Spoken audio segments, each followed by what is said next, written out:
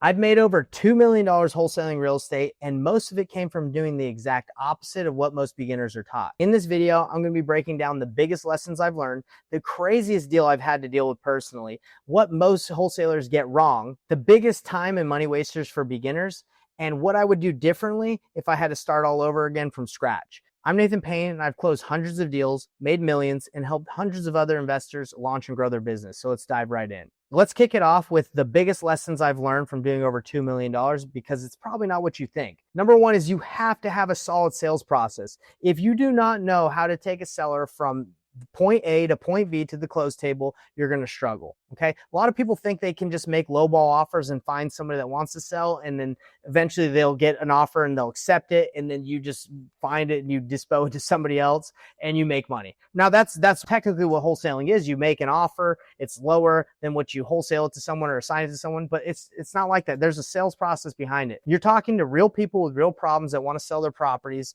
for speed, convenience, and ease. All right. And your goal is to get them to know, like, and trust you, and build a relationship where they want to sell their, most likely the biggest asset they'll ever own. They're going to want to sell it to you, and they trust you that you're going to be able to get done what you say you're going to get done. Now, most of the problem with wholesalers is they don't really know what they're doing, right? So they're making offers that they can't keep. Sellers have been through talking to other wholesalers, so they're already skeptical, right? They're not sure who you are. Even if you meet with them in person, they don't know if they can trust you. So you have to be able to gain their trust. And how do you gain trust? Is by having a good sales process, by being knowledgeable, and by letting them know that you can take care of them and solve their problem. Just as important as the sales process is having enough leads. Now, a lot of people don't succeed in this business, and they think it's because this business doesn't work, but they just haven't had enough opportunities to try and close, right? To talk to people that want to sell. So if you aren't generating enough leads, you're not going to do enough deals, especially if your sales process sucks, because then you're going to need more and more leads to close the deal. Now, on average, let me give you some averages. I was talking to some pay per lead providers, and they were saying that in order to close a deal with their service, it takes average of 30 to 50 leads to close a deal on their service, right? And let's say they're $100 a lead. So you're talking $3,000 to $5,000 to close the deal. And a lot of people aren't even getting in that many leads. And by leads, I say people who want to sell, right? It doesn't matter if they want to sell for cash or not. Let's just say people want to sell their house. They're not getting to talk to 30 to 50 people that want to sell. I've talked to a lot of people that generate their own leads, and they're trying to do driving for dollars, and they're trying to do list stacking, all this stuff. And they're not even getting enough to 30 to 50 people that want to sell. They're just talking to a lot of people. The people are like, nah, get lost. So I'm saying if you want to close a deal, when it comes to pay per lead or pay per click or whatever, it's usually 30 to 50 people who want to sell to close a deal. Okay. So if you're not even close to that, just those are the numbers. That's the average. Now for me, and I'm going to be getting into this in a little bit, like how you can trim down that average range of how many sellers you need to close the deal. I'm able to do 1 in 20, right? Because of the sales process I have and the strategies that I use, the exit strategies. I can solve sellers' problems without just wholesaling, because I think if you're just a one-trick pony and all you do is wholesale, you're going to struggle in this business, right? You have to have more than one exit strategy to close deals. All right. So anyway, now there's so many different ways to get leads, but if you have money, I'm going to break it down to this. If you have a marketing budget, do pay per lead or pay per click. Okay. Those are people that want to sell. Now, if you don't have marketing budget and you're just got hustle and grind and you have time, then you're going to want to stack lists. You're going to want to do this list. Pre-foreclosure, you're going to want to do probate. Also, this is another good one. This is a list that you're going to want to stack. Absentee owner, that's out of state, high equity, and vacant. Okay, that's a good indicator that someone wants to sell, is if they own a rental in a state that they don't live in and they have a lot of equity in it and it's vacant. When it comes to the sales process, you want to be able to have multiple ways to solve sellers' problems. Now, if your best way to solve a seller's problem is with a wholesale cash offer where you can close on their house fast, quick, and easy and convenient, close in 5 days, 7 days, that's good. That's a good way you can solve a problem, because most sellers need to sell fast that we work with, but that is not always what they need. Sometimes sellers want more time. They want to stay in the house. They want post-possession. They want to stay in after you close.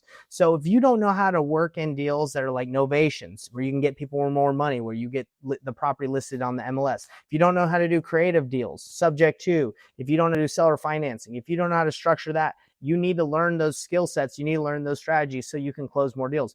Wholesale, BRRRR. If you don't know how to take a property down yourself without spending any of your money, you need to learn that. Because what happens is if you have a cash offer that's too low, they're motivated, but they can't go that low, or they're not willing to go low, but they have a problem. You can always throw out different options like creative or novation or wholesale or burr. Okay. So you need to have multiple exit strategies. And I say like multiple arrows in your quiver, right? Or multiple tools in your tool set to close more deals. That's how you're going to make more money. Now, this is huge as well, is niching down on one marketing strategy. In the beginning, you want to do one marketing strategy. Now, if you get tons and tons of money later and you can have a huge marketing budget, that's fine. Be omnipresent. Do texting, cold calling, RVM, do pay-per-click, pay-per-lead, do them all, do mail. But in the beginning, it's going to be difficult for you to manage all those marketing channels. So just pick one.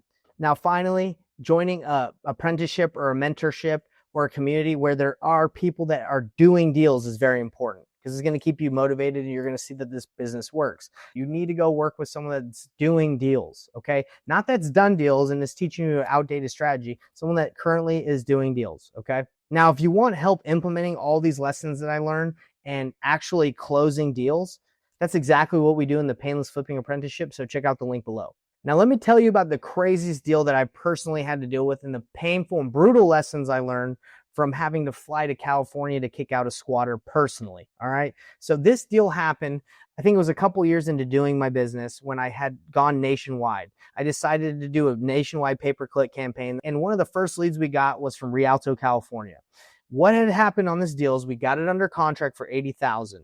We ended up not having buyers there in the beginning because we just started nationwide wholesaling, but I knew a wholesaler that we had helped wholesale a deal in my market of Salt Lake City, Utah. So I reached out to him. I said, hey, I got a deal for $80,000. Can you help us find a buyer? He ended up finding a buyer for $120,000 really fast. So I was like, oh, great, $40,000 deal. This nationwide thing is great.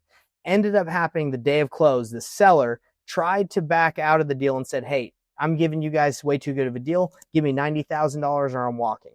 Now, we were still pretty new, even 2 years in. Like, we didn't really know how to deal with this situation. We've never had it happen before. So we just said, how much do you want? She wanted 90. So we're like, okay, fine, we'll give you 90. Because we didn't know what I know now. And I would have just said, now I would have been like, hey, yeah, sorry, you can't do that. You don't just get to demand more money at close. But anyway, we agreed for 90.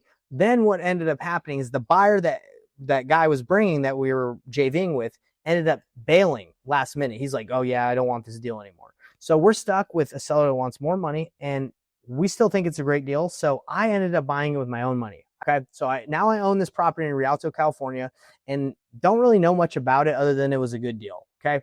So the next couple of days I try dispoing it. I go on Facebook groups and I'm trying to find people that want to buy it. And we're starting to send a bunch of buyers through. A lot of interest on it, right? We're getting offers at 120, 130. So I was like, oh, this is fine.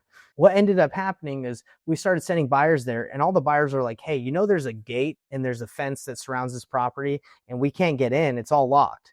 And we're like, well, just jump the fence. Okay. But like, just jump. And everyone's like, dude, it's a big fence. It's like 12 feet. It's super high, or some like really high fence. So, and it ended up happening that the buyers that were interested hopped the fence, and they're like, hey, did you know there's a squatter that lives in here? And I was like, I did not know there's a squatter that lives in there. Can you tell him to leave? Because in Salt Lake City, Utah, if there's a squatter, you just call the cops or you tell them to leave, and majority of the time they're just going to get out of there. But in California, it's different. So they told this guy to leave, and this guy had been living there for a while. We just didn't know. When the seller didn't really tell us or explain to us, like, hey, there's someone living in there. I tell one of the buyers that really wants it at 130, I say, can you just tell the guy to leave? The squatter ended up telling him, then he told us, that he demanded $2,500 and 30 days to vacate, and then he would think about leaving. So we were caught in a place where I had a property that I owned, right? And we had a squatter that was holding it hostage and saying, give me $2,500 and I'll think about moving. And at that time, I was like, no, I'm not going to get played like that by some guy that doesn't even own it. He's just squatting in there. So the next day I got on a flight, flew with my business partner, Corey, at the time. And we were like, we're going to get this guy out. So we knew that there was a gate surrounding the whole property that was locked. But what our strategy was, this is so stupid, but we were going to try and cut the lock off the gate, which is fine, right? But if we couldn't get the lock off the gate, we ended up getting a rental van, like a giant 10-passenger van, one of those giant white vans with full insurance on this thing. And we were like, hey, if we can't get this gate like with the lock cut off, we're gonna ram the gate down and just blast it.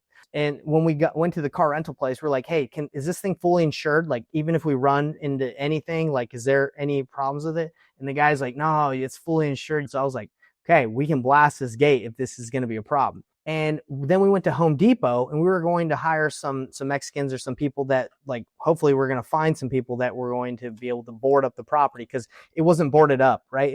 The property was in bad shape, but obviously the squatter lived in there so he could get inside. So the goal was to, like, cut the lock off the gate, go inside, board it up so he couldn't get back in there. But what ended up happening is when we went to Home Depot, it was going to be a lot more work to board up that property and pretty expensive to get the boards ourselves, and too much work. So let me call some companies that can board up this property so he can't get back in it. I made some phone calls, and the companies in the area wanted $2,000 to $3,000 just to board up a property that was vacant. And I was like, no way. That's way too expensive. That's crazy. So my idea was we were just going to go do it ourselves after we got the guy out. So we ended up going to the property. We met the locksmith there. And we told him, we're like, hey, look, just keep cutting the lock. If someone comes out, don't stop. Just keep cutting it. And he ended up getting a little nervous, but he was like, whatever. He chops that thing off. It took like 20 seconds, and then he takes off. He was trying to get out of there. As we're cutting the lock off the gate, we hear a voice inside, and it's a girl's voice. And she's like, what's going on? And I'm outside of the gate, and I'm like, as he cuts it off, I come in, and I don't bust in the house yet. I'm just in the front yard. And I'm like, hey, we're here. We own the house. You guys need to get out. So this girl comes out. Not girl, she was like a 45-year-old lady. She comes out and she's like, oh my gosh, what's going on? I don't know if she was strung out or whatever, but we're like, hey, we asked you guys to leave. I need you to leave. We own this house. And she's like, okay, fine. I think it was the girlfriend of the guy, the squatter that lived there. And she's like, let me call whatever his name is and find out what's going on. I'm like, yeah, you can call him, but tell him that he needs to move out. But what ended up happening was she called him. And as she got out, we started moving all the stuff out, started boarding up the property. I ended up seeing someone pull over across the street. It was like two Mexican guys. And I was like, oh man, this is probably him. So I go up to the car and I say, hey, you live here? And the guy's like, no, I live in the house across the street from this house. And I said, hey, okay, so you guys don't live here. Do you guys want to help me board up this property? And they're like, sure. I was like, how much would you do it for? And they're like, I don't know, like $200. I was like, deal. 2,000 or 200. So they came over with their hammers. It was like two young guys. So they started boarding up the property. And as they were boarding up the property, the squatter shows up, and he shows up with his boss. The boss is fired up, and he's like, you can't kick this guy out of this house. This is where he lives. And I say, I own this house. Like, he can't just stay here for free. And the guy's like, well, no, he's squatter rights. I'm a landlord in California, and I know that he can stay here. So he's trying to keep his employee there. And I'm like, why don't you just pay him more so you can actually buy a real property, right? Like rent somewhere that has running water and is nice. So anyway, he says, I'm calling the cops on you guys. The boss of this guy ends up calling the cops. The squatter goes inside and he's just standing in the doorway. And the boss is like, stay right there in the door. Don't move. We're not letting these guys take your property. So cops show up and I explain, I have the deed, and I say, hey, this is my house. This guy's squatting here. He needs to leave. And the cop comes over. He says, look, we've been having some problems with this guy. We're going to get him out. We're going to figure this out. So back and forth, the boss is getting heated on me. He's yelling at me. And I'm like, dude, why are you trying to keep this guy in here? Again, just pay him some more money so he can actually afford rent. Ended up happening that the cop said, hey, look, we can technically get this guy out of here. This property has no electricity, no running water, and nothing's turned on. This is a condemned property. So if we get code enforcement here, we can condemn it, and nobody can live in a condemned property, so we'll get him out. Code enforcement shows up. They get him out. They say, you got to go. The boss ends up taking all the guy's stuff that he had, the property, and they go off, and they're mad. So luckily, we got it taken care of because the code enforcement got him out. It was a lot of pain and a lot of frustration, and I didn't know what was going to happen. I didn't know if we were going to have to go to court or what was going to go down. But that was one of the craziest deals I had to deal with. It was a whole crazy mess. But next day, I called the buyer that was like, hey, I won't buy this without it being empty. Called him and said, hey, the squatter's out. We boarded it back up and it's good to go. He ended up closing on it that day, sold it, bada bing, bada boom, made 30, 40 on it. Crazy deal. Woo! I'm telling you guys, and this business is wild. Now, we probably wouldn't have had to deal with that if I had a mentor in my corner that could have been like, hey, don't do this, don't do that. Code enforcement, like what I had to learn through doing it myself. If I had someone in my corner, probably could have helped me out. But hey, That's why mentorships, that's why apprenticeships are so important. But I had to deal with that. It was crazy. So one of the crazy deals, it was a good deal, but I wish I didn't have to go fly to California and have to deal with all that craziness. This is exactly why having the right guidance and support is so important. That's why I started the Painless Flipping Apprenticeship, because this is what I needed back in the day. I needed someone to help me walk me through deals and avoid these pitfalls and issues. So check out the link below if you're interested. If I could save beginners from the biggest mistakes that I see over and over, this is what I would tell them. Spending months pulling massive lists and cold calling through your giant lists is a waste of time, okay? The reason why people pull giant lists like that is because they have giant cold calling teams that they hire other virtual assistants and they hammer through it. But if you're gonna personally do it, it's a waste of time. If you're gonna be doing cold calling and texting, you need to be able to go real niche. You need to be able to go and trim your list down, because if you're just sitting there on a cold call line dialer, just dialing all day, there's better uses of your time. So don't do that. Don't target a giant list and just cold call nonstop yourself. This is huge. You need to be able to study sales, and you need to be able to understand the sales process, because it doesn't matter how many leads you can generate of people that want to sell. If you don't know how to take them to the closing table, know how to negotiate a good deal, how to get a deal under contract that's actually at the right price, know how to find buyers, know how to do what I call pre-flipping, is knowing what to offer even before you make the final offer and get the house under contract. You could potentially waste all your time and get a house under contract, not be able to sell it, and just be demotivated at the end of it and just feel bad because you're like, oh man, I spent all the time and didn't make any money. Make sure that you understand the sales process and know how to dispo deals. I would tell beginners to stop doing activities that are a waste of their time, like building websites, building CRMs, doing things that are not revenue generating activities. You need to be focusing on things that are going to help you make money. Talking to sellers, having the right conversation, practicing your sales process, generating more leads, okay? So if you're busy building a website or a business card or a CRM or trying to figure out automations, none of that matters unless you have leads that are coming in and you have a good sales process, okay? So stop doing things that are the whirlwind, or doing things that don't really matter, right? That seem important, but that aren't that important. You need to work on things that are going to help you generate money, okay? Another thing is constantly chasing shiny objects, all right? I know it's hard in the beginning. You want to get into a bunch of different real estate tactics. You see that pad splits are cool. You multifamily, commercial, industrial, land. You got all these things. Just focus, niche down and focus on one thing. You want to focus on single family. You want to focus on your sales process and generating leads. That's what you want to do, okay? You do not want to just be all over the place chasing multiple rabbits and you're not going to catch any, okay? So you need to focus, hone in, and master your skill set. If you want to avoid all these mistakes and close deals faster, check out the Painless Flipping Apprenticeship in the link below. So if I had to start all over from scratch, this is exactly what I would do differently. I would pick one market. In the market that I would pick, this is how I would do it. I would go to AI, I would go to ChatGPT, and I would ask them what markets are hottest for wholesaling that are not attorney states, okay? Because I don't want to have to deal with attorney states. I want to do title states. And I want to know high price point areas that are good for wholesaling, because I want to do bigger deals, so I want to go for higher price point places. I would ask AI. Then I would go to a data provider like Batch Leads or PropStream, and I would look at how many buyers in the buyer activity in that area, okay? I would then get a 0% interest credit card. I would take this 0% interest credit card. I'd try to get $5,000 to $10,000 balance or more, and I would start doing pay-per lead.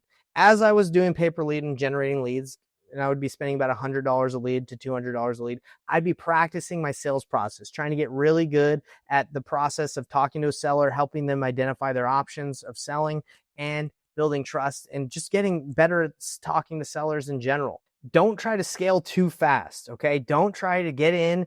And that's the problem I had when I first started. I said, how fast can I get out of this business and just hire people to do it?